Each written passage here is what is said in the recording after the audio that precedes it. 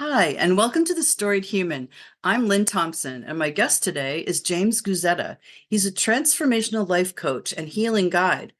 He has an extensive music background and is a former Fortune 500 IT consultant.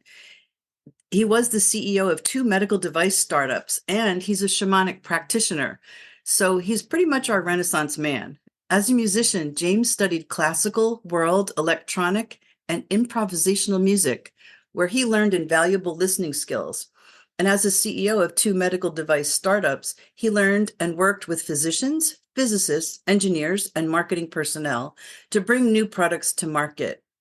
Now, based on a traumatic incident, he's been called to serve others, to guide them in their healing, transforming, and realizing their life purpose.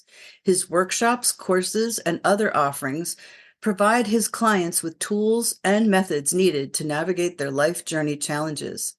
He's also a founding member of the Healers Connection, which is preparing a virtual summit to be broadcast in July 2024, based on the quantum journey, our past, our now, our future. And we'll talk a little bit more about that at the end of our interview. But I want to get to this. Welcome, James. Hi, Lynn. So good to It's have great. you. Thank you. Yeah, and it's really an honor to be here with you and talking about things that are interesting for both of us and your For sure. audience. Yeah. My audience loves stories, and you've got a good one. Yeah. I think your journey is really fascinating. I mean, most people don't do two of those things, let alone all of those things. So tell me just a little bit about how you got where you are now. What led up uh, to you changing so yeah, drastically, actually, really, from yeah, corporate CEO to healer? yeah. Well, when I was in the corporate environment, what occurred to me was that this is not the place I really need to be.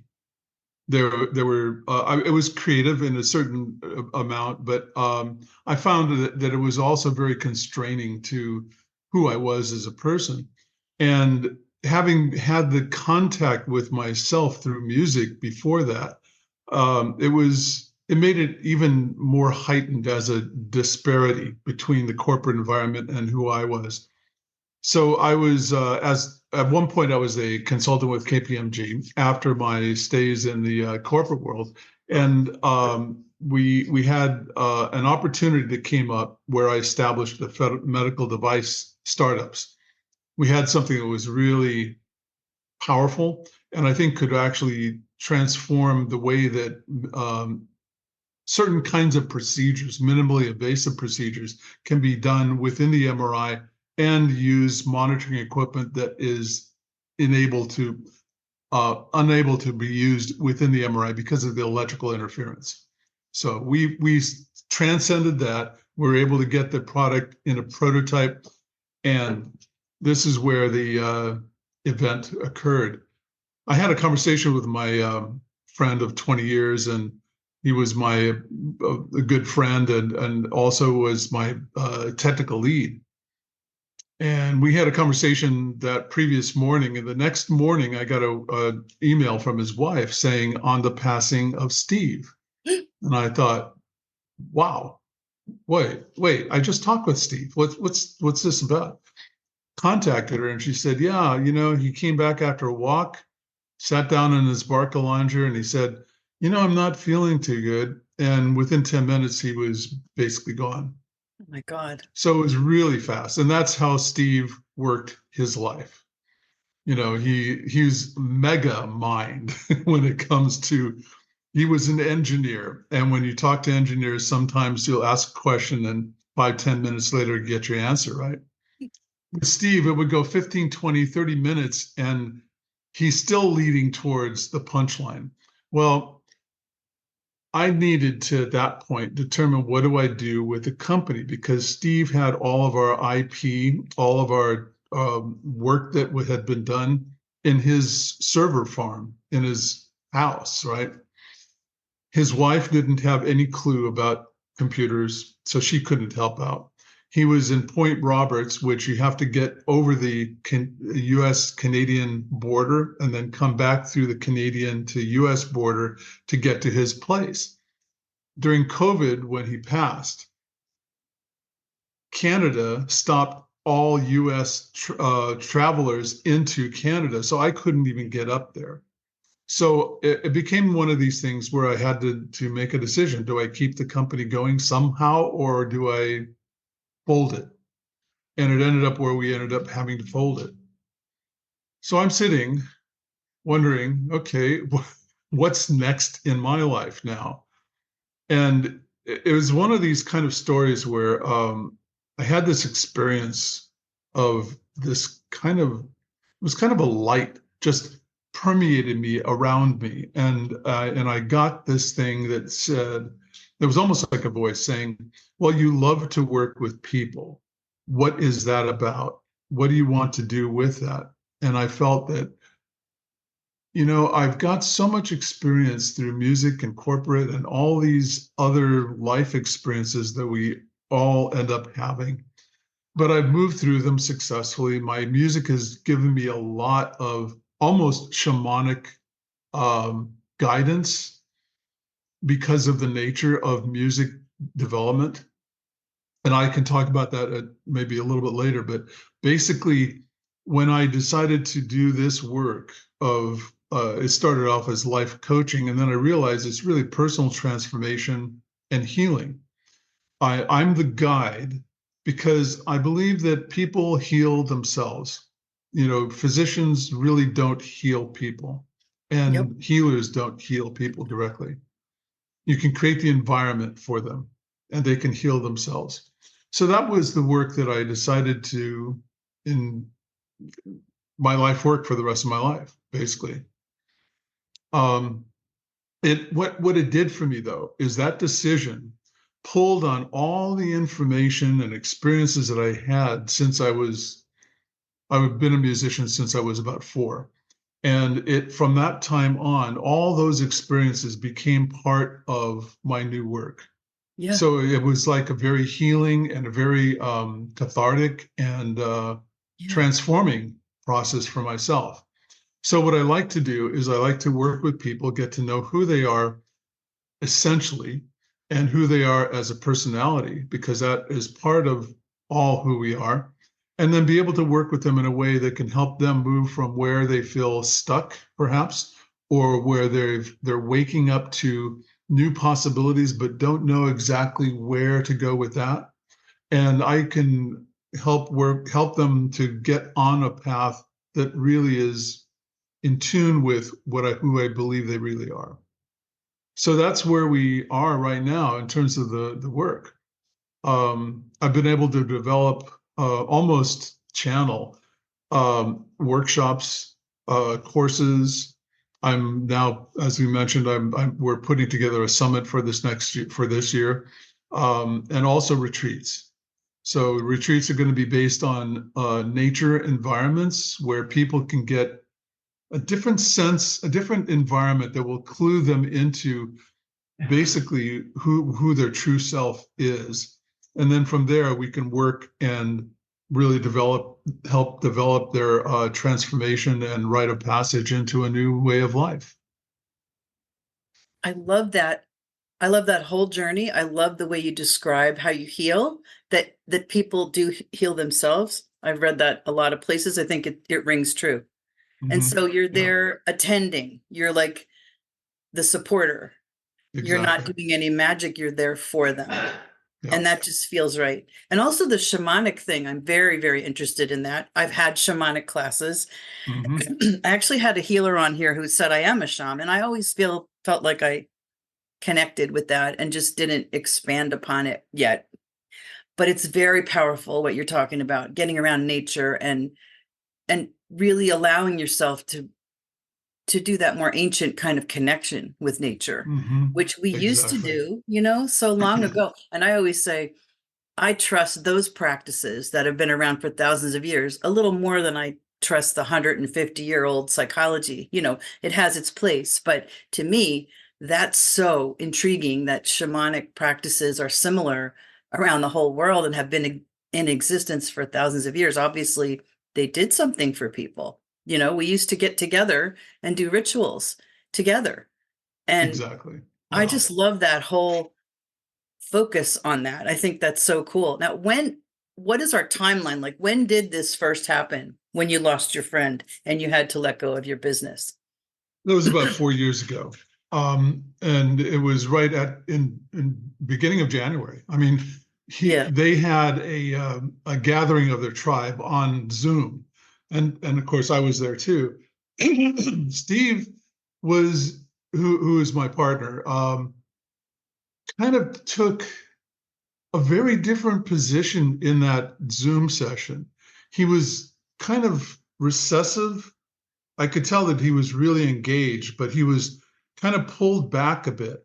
And it was almost as, in retrospect, it was almost as though I got a sense that he had a feeling that this might be the last time he sees his tribe, you know, Oh during my that Zoom gosh. session.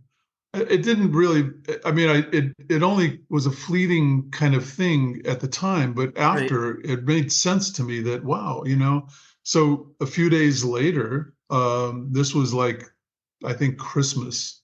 And then just a few days after New Year's is when I got the email from his wife. So it was boom, boom, and boom, another boom with the company having to be folded as well. So Yeah. there were a couple, and this, but this is the interesting part of it. I was going to say there was a double grief. Well, there definitely was with Steve. There definitely was with the company being folded, but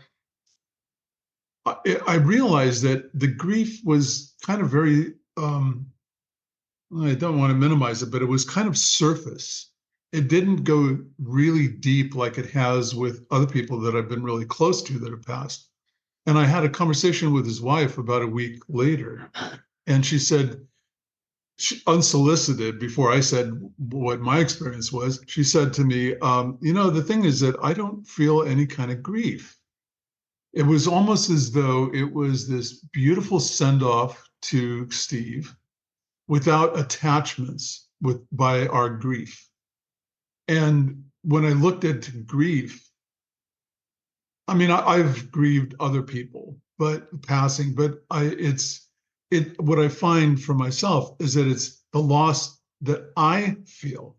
It's not the loss of them. It's the loss that's left with me that I need to fill or resolve for myself. I And it think that's taught me something beautiful. about Yeah. trauma, that trauma can have a physical, emotional, mental, kind of impact on us. But what we end up doing sometimes is creating a story about the trauma. And then we live with the story of the trauma. And the trauma and the trauma itself and the story are not necessarily related. It's a really interesting, I guess, kind of an insight, but some people treat the story of the trauma. They want to dig into all the parameters. And what we find is that that's really not the most effective thing. It's a somatic source that you need to get to help treat or release the trauma effect.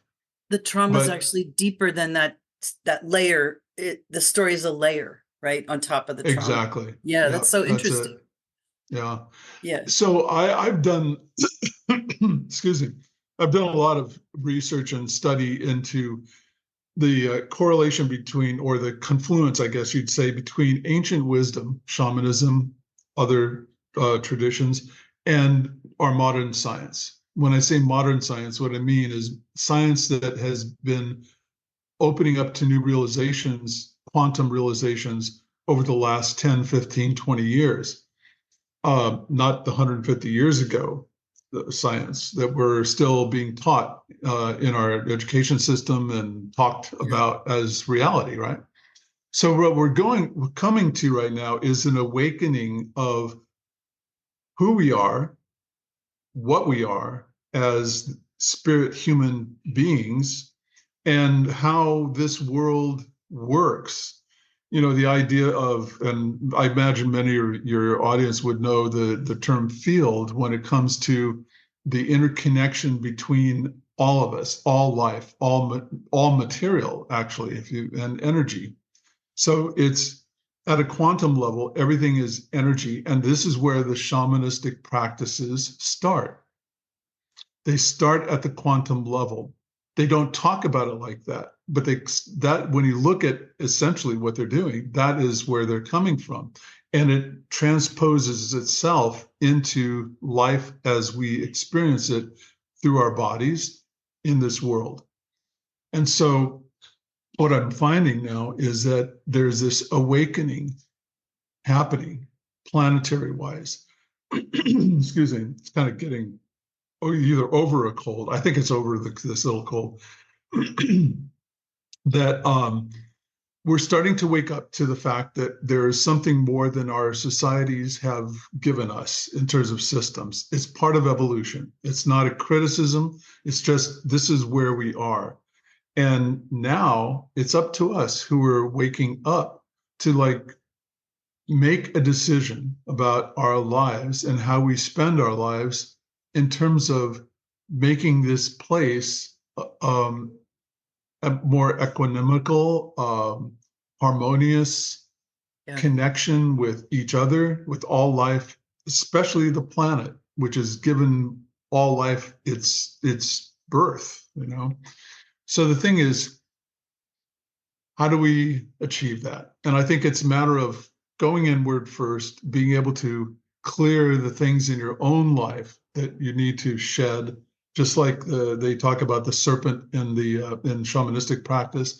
Yeah. The serpent is connected to the earth. Its belly is on the earth all the time, unless it climbs up into a tree, right?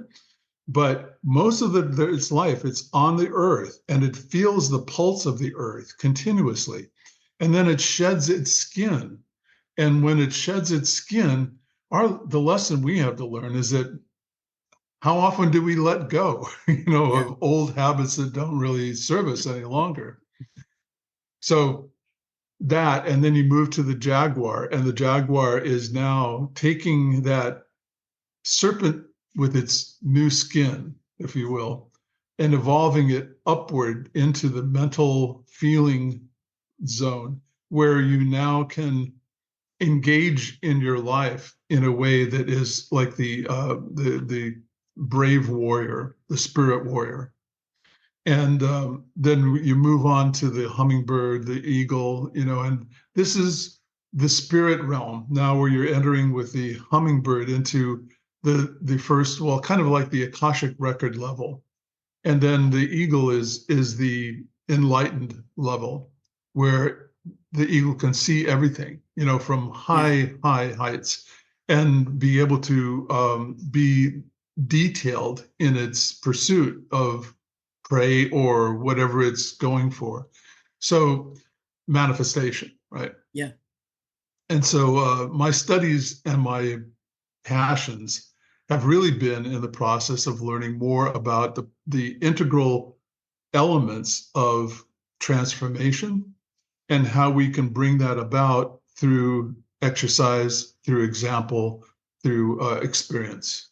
It's a wonderful, wonderful thing to be involved in. I think I feel like you were called to this and you're doing what you're supposed to be doing and you're helping so many people because you're delving into this. Have you ever read Greg Braden? You were reminding me of Oh, Greg Braden, I love him, that interconnection. I kind of breathed Greg Braden. Yeah. Well, you are Yeah. Greg Braden because your background is IT and my background's IT. And I've Right. always been like into weird spiritual stuff. So I love that integration. That's what I kept hearing in my mind when you were talking was the Yeah. integration and Hmm. that you're Hmm. helping people also with their integration, that's your thing, Yeah. that Yeah. you're able to bring Exactly. together different, I mean, the worlds that you lived in were so different, but not really. I Hmm. mean, programmers and music, IT, Very engineers, close. music, Yeah. it really does. And I find my work in IT has been super creative. I just feel like people are creative and they don't know it. Problem Yeah. solving and all Hmm. these like different approaches. Although it can be kind of limiting to be in the corporate world, it's nice that you broke out. And I'm so struck with how you broke out, like that very disturbing and upsetting incident, but it forced you to let go of the Hmm. business. Who knows when you would have, right? And then Exactly. it Yeah. propelled you. That's a Yeah. very similar theme I hear all the time, right? Illness or traumatic incident. The universe forces you out of one way. It forces you to let go of one thing, Yeah. and you move into what you're supposed to really be doing. That's really a very key essential point in what I find my work being about. I love the dark, and there's a statement I need to bring out before that, and that is that my sense is that we are light. We are made of light, and light forms who we are and what we are, and our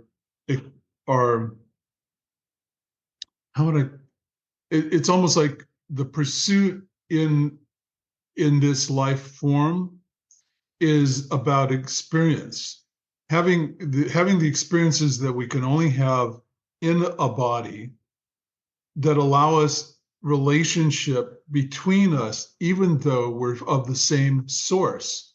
So it's like we're remembering ourselves back to Yeah. the place, or maybe forward to the place where we all are connected again consciously, right? Yeah. And what I find is that the dark has many different manifestations. We see it in our politics today, where there's so much controversy, there's so much contention and argument, and now we've got 22 wars on the planet happening simultaneously, and the content of the wars are starting to escalate. Where the Hamas Israel debacle is really now showing us things that we've never seen in wars, or at least the coverage of wars before. And what is it that means to us? Do we just continue to accept more and more of the darkness penetrating our light, or do we allow the light to strengthen and just be what it is, and let the dark be the lessons that are potential for us to learn? And I feel like this is going back again to the shamanistic approach practices, the rituals and ceremonies. That's what they're all based on. Yeah. It's looking at how we can honor the experiences that we have in our life, no matter how dark they may be, and allow ourselves to be receptive to what the lesson is, or the gems or the jewels that are there for us as part of our life. I love that. That makes so much sense. And we need people to wake up to a different way. I mean, that's Mm, what people are saying. I'm seeing a little bit of people covering, not on mainstream media, but I do see people saying this can't go on. People are caring about yeah. it in a different way. People are Hmm. waking up to the fact that this is absurd. I've never heard so many people talking like that before, and it makes me feel good because I feel like I scream at the screen like almost every day about why are they doing that? It just doesn't make any kind of sense at all. Not that I ever agreed with war, but it's just this unbelievably obvious thing to me now that we don't have to be this way. And I think that's such a wonderful thing to think of other people in the world waking up to that. And if you can support that, excellent. Oh, One thing yes. occurred to me when you were talking about, we come to inhabit flesh bodies to experience, maybe we're the universe experiencing all kinds of different things so we can understand and take it back to the Akashic record. Um, During one of my shamanic classes years ago, it was the Celtic shamanism class, which is my very favorite because Mm, I think, genetically or ancestrally, I connect with that. mhm. She had us she had us journey with a question, which is great when you're first starting, you're journeying. And she said, I want you to journey and ask this question.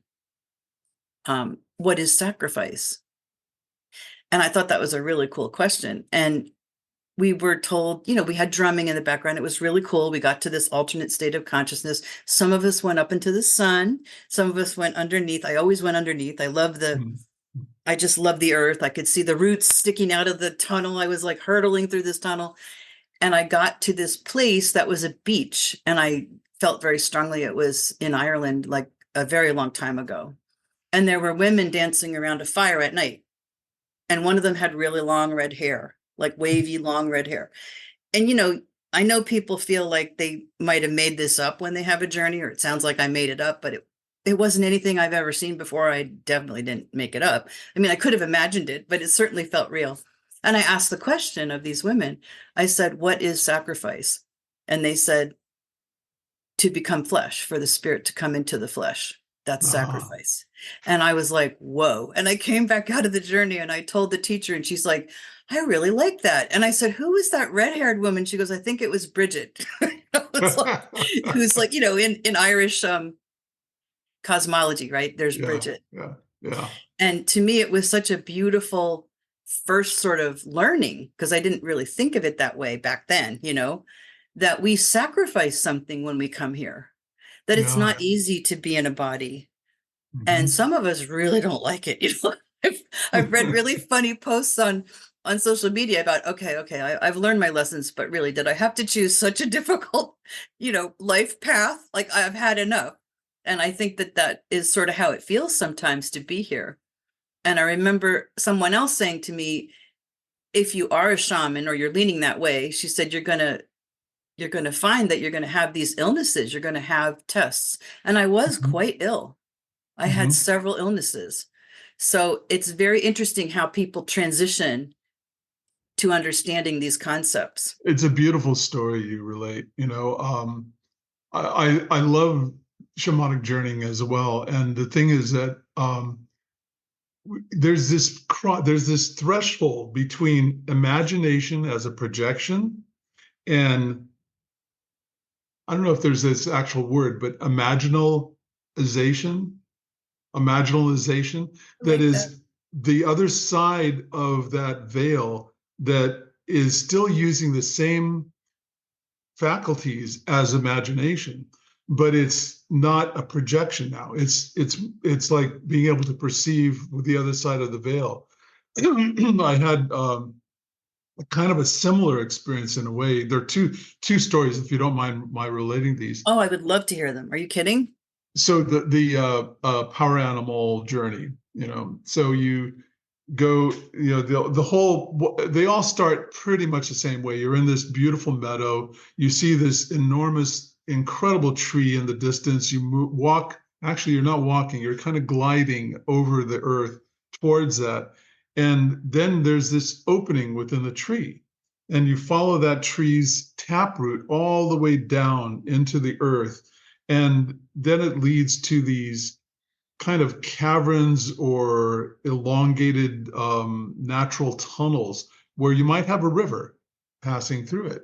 And so you cleanse yourself in the river. You get into the water and you float down and you end up in this case, it was a large cavern, right?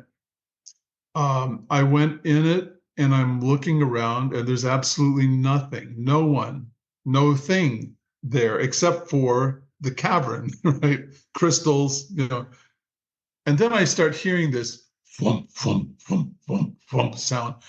And I thought, wow, what the heck is that? And I turn over to my right and here is this enormous hummingbird.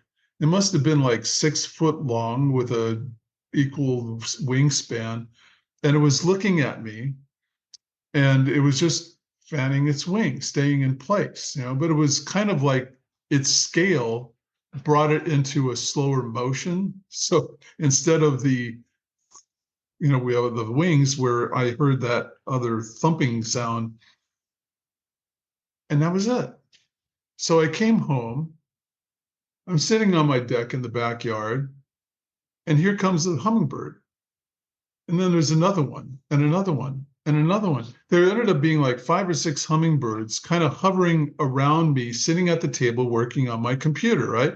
And I thought, wow, that's cool. I mean, I had never had a connection to hummingbird before. Okay, this kind of settled it for me. That's The amazing. hummingbird. And you didn't have a hummingbird feeder set up? No, not at the That's time. I do even now. weirder. Right. That's even Yeah. weirder. Yeah. They were just coming around because I have a lot of plants, around the Yeah. house, and there were some what are they? Not gardenias, but geranium that were really brilliant red, Yeah. They so love the they're red. attracted to red. but they were often a little different area than where I was sitting, but these hummingbirds just kind of hovered there for about 5 minutes or so, Yeah. and then they kind of took off. Well, hummingbird, as I learned, is associated with the sixth and the eighth chakra. Mhm. So our voice, throat, and Akashic records, right? And this is where the hummingbird is, this is its domain. And we can tap into any of the power animals that we make contact with. But in this case, the hummingbird, I was tapping into almost, how a lot of shamans talk about transmogrifying themselves, shape shifting to Yeah. and I didn't realize that what was happening. But as I just focused on the hummingbird, I started becoming the essence of the hummingbird, Yeah. and I was understanding the language of their interactions with each other and with their environment. So it just that one touched me in a way that this is like about 3 years ago, and this is where I'm still living with now, and it's growing with me. Um, there was something else. Oh yes, there was another experience where we did something similar, where you said some people went to the sun and others went underground. Well, this was one where I went to the moon, and then I started moving out towards the other remote planets. And when I got to Neptune, between Neptune and Uranus, I made contact with this being that was it was kind of funny in a way.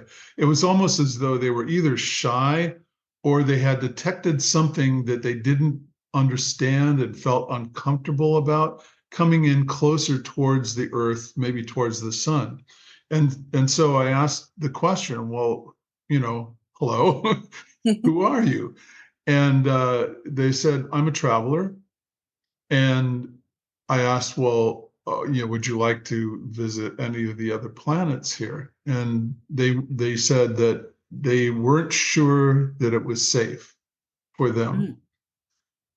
Well, if you look at the activity on the Earth, I could kind of get that. Like here's people on this planet that are supposed to be living together with nature, fighting and killing each other and doing it in pretty horrific ways. And that history, I think, from the perspective of someone who's a traveler like that, my sense is that they could probably detect the history, not only of the activities that are going on right now. So it's one of these things where it told me that, okay, if I could contact someone like that out in the perimeter of our solar system, we're not alone. We have contacts here on the planet all the time. Uh, there's we operate as though we are alone and we're in this closet fighting and battling each other for space and territory. And it's like, what is the point if we can open the door of the closet and find ourselves in a much more compatible and harmonious place, Yeah. So this is part of the awakening, I believe, Yeah. is Oh, I that, think so too. And some people talk about it as far as dimensions, like, the yeah. shift from 3D to 5D. Um, yeah, people feel it, whatever they call it, they feel it. Hmm. And if we can just get more people to work with you and get, truly awakened, there'll be whatever that word is, there's a tipping point, right? When Yeah, enough people exactly. are, and Yeah. I think it's scaring the darker people of the world because there's this concerted effort to privatize the internet and to monitor the internet, and because that's the great democratization. I was just listening to someone talk about that, and it really hit me between the eyes, especially when you're like our age and you've seen the rise of Mhm. the internet and you've seen the connecting of people and you've seen the evolution. It's really hard to hide information, and it's, we're sharing information. And what does that mean? I realized it means I feel more like other people than I've ever felt. I see people from all walks of life. I see people on the internet from other countries, and they're just like me. And that Yeah. is what the darker forces or the controlling whatever There's no, I don't think don't it's, want to expose. I Yeah. don't think it's organized, but I think there's Yeah. pockets of people that really Oh, love power. I mean, who knows? that I hear what you're saying, but I also believe that, and I know from well, Braden talks about this quite a He bit, as does, well yeah. as other people, where for 70 years, well, you could if you're, I'll give away my age here if the gray hair doesn't already. Back in the 50s, President Eisenhower, when he left office, said, be wary of the industrial and military complex. Sure Well, did. we heard that message, but we didn't Excuse know me. really what it meant because what is that, you know? Yeah. Well, corporations and military basically own the planet.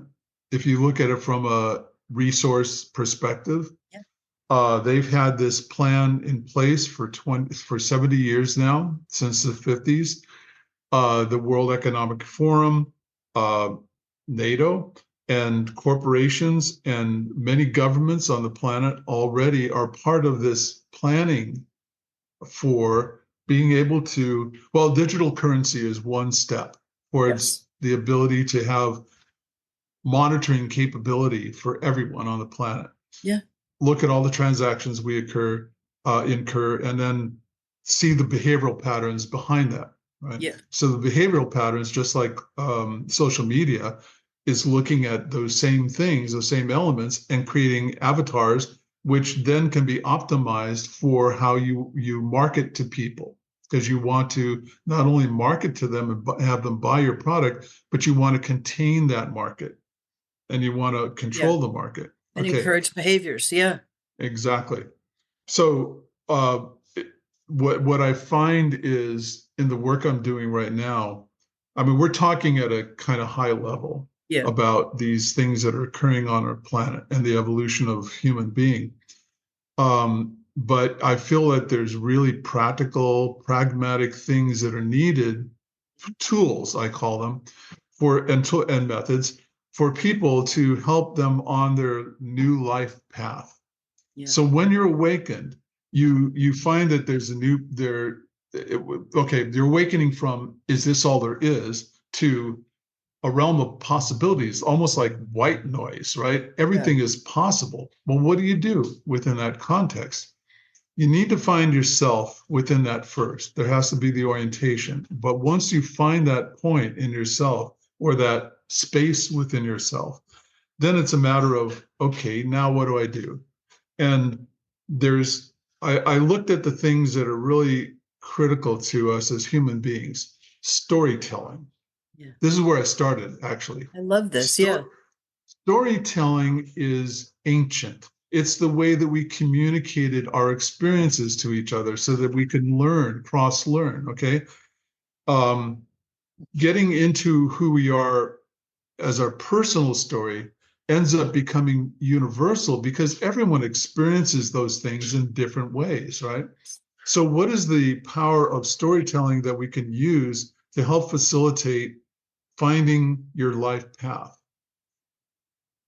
The next step was I realized that people don't have good listening skills, communication skills. Mm. It's like I had several groups of at least 10 people in the course. I wanted to keep it intimate as possible, but I had several of them, and what I noticed was that people would they would forget what the other person, the speaker, was saying within a very short period of time. And Yeah. when I delved into that, I found that, oh, well, I had these other thoughts and feelings that came up, and I started not listening to the person at that point.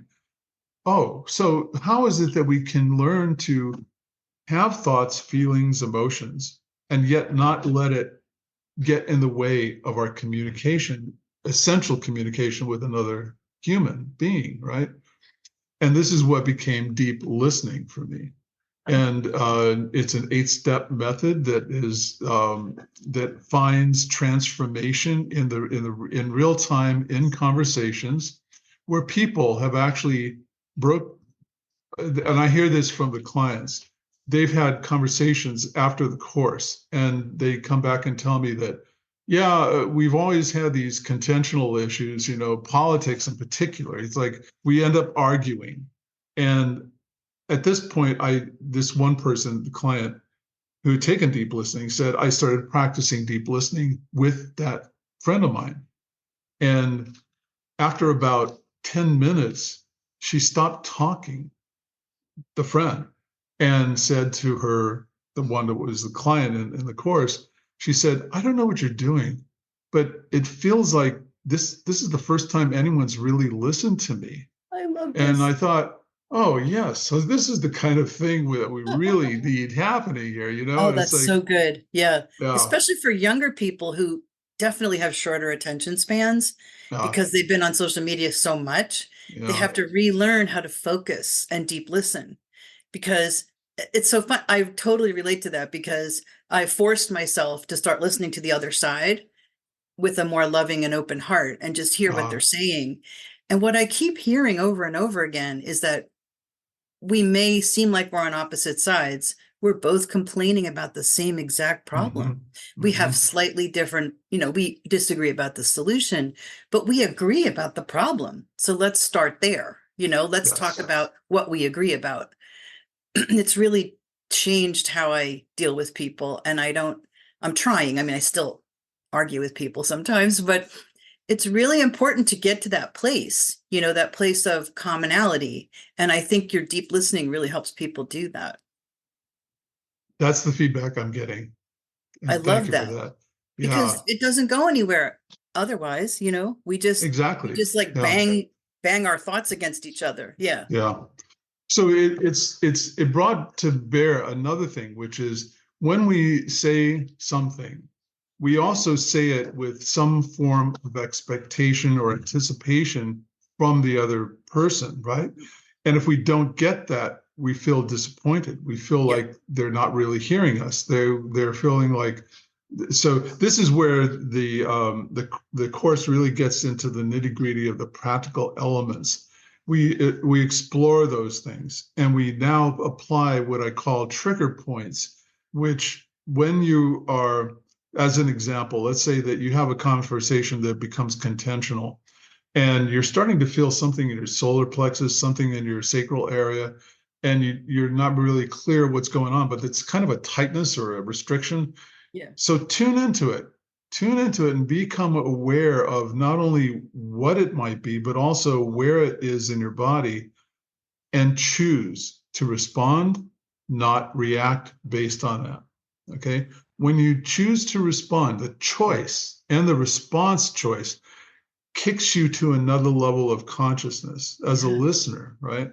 And then the next step is in the responsive portion of the method, you look at what question or clarification can I ask of the other person that helps us illuminate the situation that's contentional right now, put light on it, and understand what's going on behind the scenes for all of it. Yeah. And and you ask the question. That's the second point of transformation for the listener, excuse me, for the speaker at that point. And when you ask the question of the speaker, it shifts them to a different place of consciousness, because now they're thinking about what your question is, not what they were doing before, which could have been a rant of political opinion or something of that nature, right? And so what happens is that there's this kind of working in partnership to increase this transformation of consciousness and awareness about your interaction, about your relationship, and you start looking at the content of that contention as kind of relatively trivial to the important thing, which is understanding each other and being able to move to another level of consciousness in your relationship. And that's the other part that I found was I didn't anticipate this. Relationships change. I mean, when people have taken the course, they find that their relationships change because they're applying this either consciously or unconsciously in their conversations with their significant other, or whoever that might be. So there's some really wonderful stuff that comes out of it that I've been feeling pretty blessed about, because it wasn't part of the original intention, but it's become part of what can be delivered through that deep listening course. You know? That says a lot about you that it wasn't part of the original intention, because I think when you're on a path, you trust that it'll take you where it needs to take you. And sometimes Exactly. you're not in total control of that, right? Mm-hmm. I just love that. I love that whole idea that the person is evolving how they interact. And so they're changing their relationships. It makes wonderful sense. And I feel like that helps people get unstuck, like you had talked about before, Yeah. because we Yeah. can't see our way out sometimes. And so to have Mm-hmm. tools like that, I think it's really good. Like to focus on here, try this, you know? I just, Exactly. I love your whole area. It just sounds wonderful. So why don't you tell us a little bit more about that summit that's coming in July? I'd love to hear more about that. Ah, great. Thank you. So I think it's been about 6 months now ago, I took a course with another facilitator, and really wonderful, heartfelt connections, in the workshop itself between the people, but also with what was being projected to us. Um, so several of us, I think about 13, 14 of us, decided to continue meeting separately. So we're healers of various diverse disciplines, everything from astrology to energy healing to trauma recovery, even where we're looking at whales and dolphins and the wisdom that they provide Can't to believe you us, right? mentioned that. That's my Yeah. thing. That's my Oh, is thing. it? Oh my Really? God. I can't believe you mentioned that. I wasn't going to Ah, bring it up because it was kind of like, off topic. Yeah, I'm obsessed. gotcha. Quick story here, okay? Um, so whales and dolphins, they're both mammals. They need to breathe. They live underwater. So what happens when there's a new calf born? The calf, unless the mother nudges it towards the surface and then through example blows it water out the blowhole and takes a breath in, then dives back down, the dolphin or the calf whale can actually drown. Okay, they don't have autonomous like we do. We can breathe without thinking about it. Yeah, they're Our conscious heartbeat can, breathers. Yeah, it's yes. fascinating. So there's a level of consciousness that is required for these particular mammals to be able to survive in the environment that they're living in. Okay. Now cut over to humans. We have autonomous breathing. We have the ability to continue our circulation, heart beating, thinking, all those things continue without our having to be involved with it, okay, consciously. But when it comes to spiritual transformation, that is where consciousness kicks in for us. We can drown in the society that we're living in, and many people do that. We see Wow. more and more suicides these days. People are feeling disappointed and depressed in their environments, work environments. But what is it that makes the difference? It's applying consciousness to the spiritual development that you're starting to waken up to. Okay. And I think this was just one lesson that we got from observing and interacting with whales and dolphins. It's like magical. Okay, so what are we doing in this summit? The theme is the quantum journey, our present, our past, our present, and our future. And what we're doing is we decided to break it down into 6 categories. So we have astrology, evolutionary astrology, which is kind of what humanistic astrology was a few years ago. Energy healing, uh, uh, shamanism is obviously one of them. Trauma recovery, and 2 other categories. So we have speakers that'll be coming in to join us that are experts in these areas that'll talk about these categories related to the theme. And also, we want them to also talk about their own work. And then at the end of the summit, which is a series of 18 recorded sessions, we'll have a panel discussion the following Saturday. Mhm. And in the panel discussion, there'll be many of these speakers. And then we'll, as Healers Connection, offer workshops and courses and one-on-one sessions that'll help anyone who wants to take the next step in their life path. So there's a continuum, there's a story, right, to the whole Yeah, thing. And the journey begins at the summit recording sessions. that sounds amazing. How can we sign up for that? Do we go to your website or? Yeah, we haven't developed that yet. We're in the process of Okay. putting everything together, but I think so this is going to be July 23rd through the 25th for the Okay. recorded sessions, and then August 3rd for the panel discussion. We're going to be putting out information about, advertising it to the mass, to people. And then we're going to be setting up a website so that if people want to sign up for the courses, they'll be able to do that right there, and that'll be part of the copy or the messaging, Sounds for great. the event. So how can we get in touch with you? I'm going to put that in the show Yeah, notes, but I want to make sure we ask you. sure. One good way to get in touch with me is using my email. I'm not a texter. Phone calls are cool too, but I want to kind of minimize that. So email would be the best way to do it. And my email for this would be James at journey into, and the using the numeric 2 instead of .com. Okay. So James at journeyinto.com. Great. And those get directly to me, and I usually respond within 24 hours to well, if we get a lot of responses for the summit, I may be inundated, but I'll try to get back to everyone within a relatively short period of time. Good. Yeah. And you have a website too, right? I have a website as well.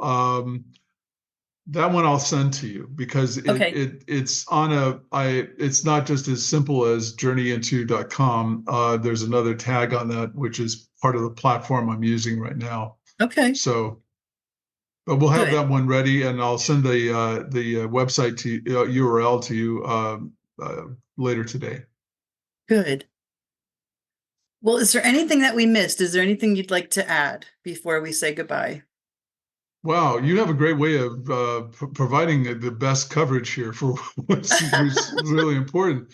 I'm thinking right now. I think, yeah, we talked about background leading to what I'm doing, and then what we're doing going into the future here, and some of the philosophy, and it's not ideology. I think it's more of an intention, that Right. to help others who are awakening and not finding what to do next. This is Mhm. where we can really help. And so I'm on the team with Healers Connection. We've got some incredible people. And we all are coming from the same place. It's a very heartfelt connection to our work personally, and also to the people that we work with. Well, I'm So I just, just want to say to you, thank you, Lynn, for the opportunity, and thank you, audience, for your being there and being receptive to hearing what we have to say. And we're here for you. Okay. I love it. I know people are going to love this information, and I can't thank you enough for sharing it. Thanks, James. Yeah. Thank you, Lynn.